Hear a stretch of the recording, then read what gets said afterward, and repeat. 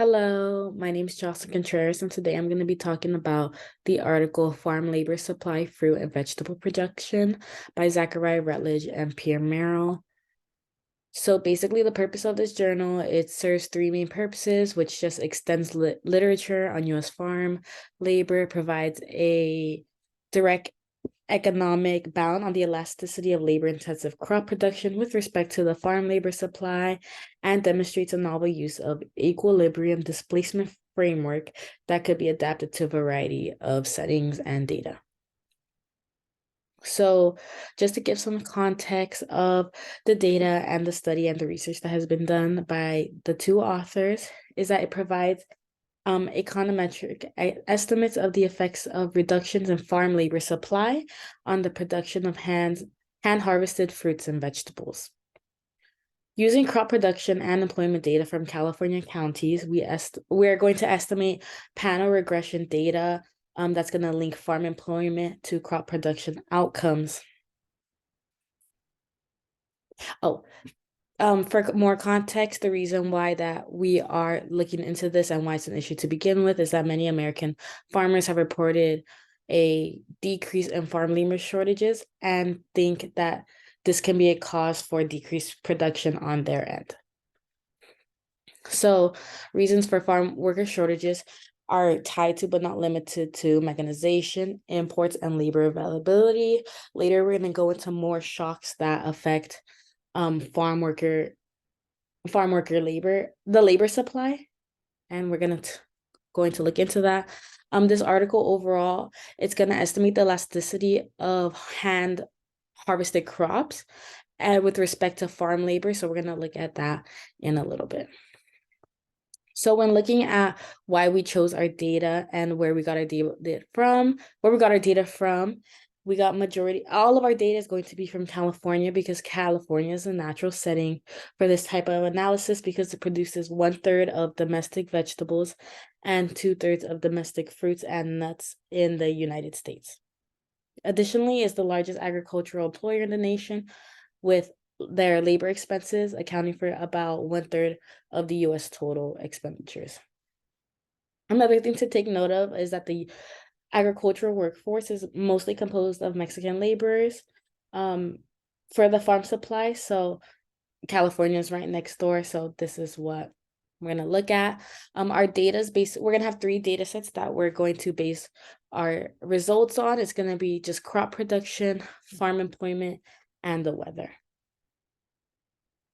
So a little bit more about our data and the model that we're going to use to interpret the results in this paper. So basically, we're going to look at crop employment. The crop employment is going to be our explanatory variable throughout the research in this paper. And the shocks that we're going to look at specifically, we're going to look at how labor supply shocks to the supply of other inputs, output demand shocks, and technological shocks jointly affect equilibrium quantities and prices within farm labor markets, and how these contribute to the correlation between crop output and equilibrium employment. And in this, we're going to use a equilibrium displacement framework.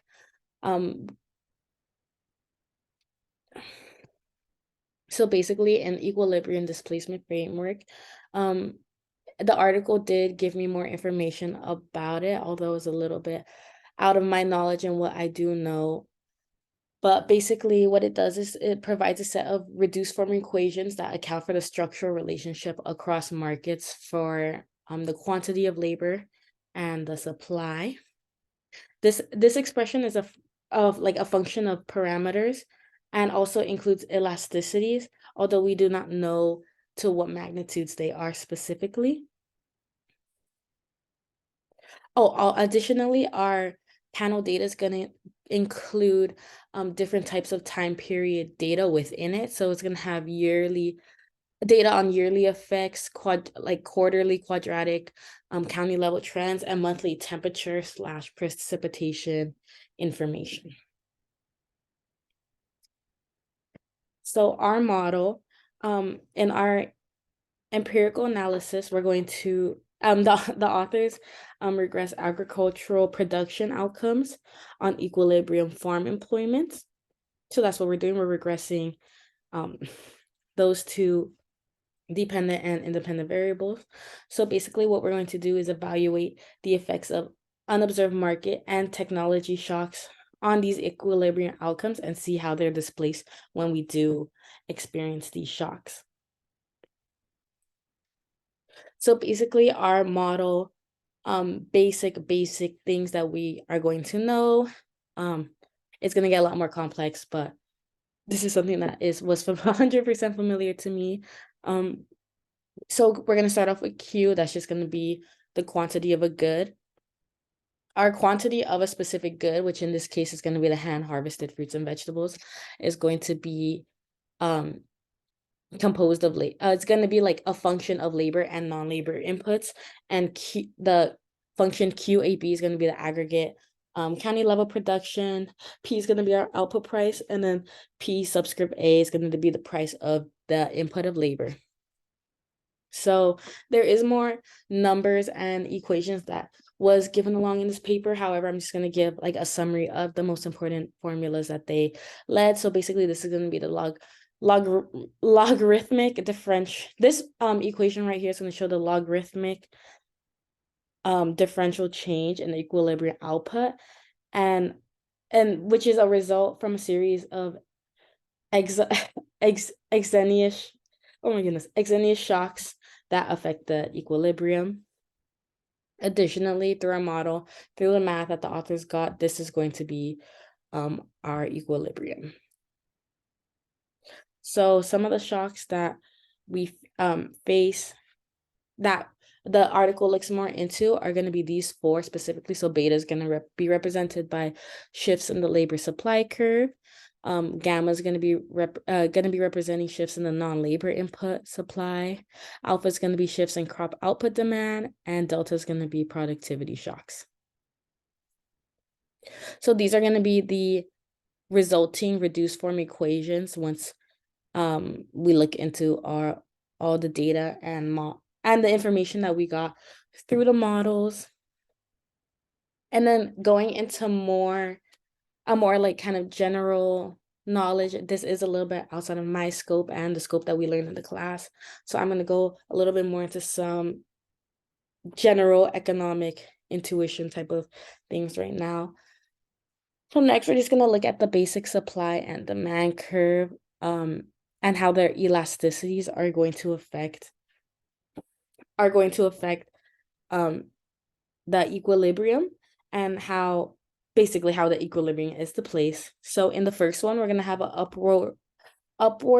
it's going to be an upwards sloping labor supply and a downward sloping demand. So that's just going to be our usual, typical Econ 1 type of supply and demand, and then just show how a decrease in supply is going to affect the equilibrium. So once it shifts left, it's going to decrease quantity and increase price of this labor. Additionally, in the image B, it's going to show when labor is perfectly inelastic, and how changes in this labor are going to affect additionally the equilibrium price. So it's going to shift to the left again, decreasing supply, increasing price, decreasing quantity, increasing price. And additionally, what's going to happen when we do have a perfectly elastic labor demand, a shift in supply is going to result in the same price of labor, however, a smaller quantity. And then after acquiring the data that we're going to use in our model, this was the results that we got. Basically, how our the amount of crop workers have decreased in the last 30 so years.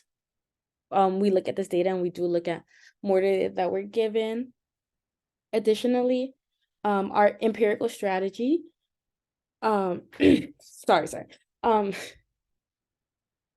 The results of this study show that A 10% decrease in farm labor supply caused about a 4.2 decrease in hand harvested fruits and vegetable productions within the top 10 producing counties. This reduced production is so this is what we were shown through the data when they did the regressions, as well as using and comparing the information between shocks and different counties. The data provided us with production, harvested acres, correlation, yield, among the top 10 counties within California. And this was the results of this study. Overall, after looking at the results, we were able to also make another assumption that another reason why reduced production is primarily caused by decrease in the number of acres harvested. A decrease in this acres is another factor. This shock also increases the supply of demand labor. And then really briefly before we end, I just wanted to say how this relates to my paper topic and what we have learned in class. A model that I would use in class to kind of relate to what was shown in this paper would be the difference model, basically showing how changes I would probably pick a specific county to look at and how a change in when like a specific shock happens, such as like the introduction of a new technology on a certain county, how this changes the production level before and after. This is probably what I would use given what we've learned in class. In addition, this just relates to my research topic because I'm interested in looking at farm labor within United States, primarily California, and how changes in wages and or quantities are going to affect the production levels within within the county. So yeah, thank you so much for listening.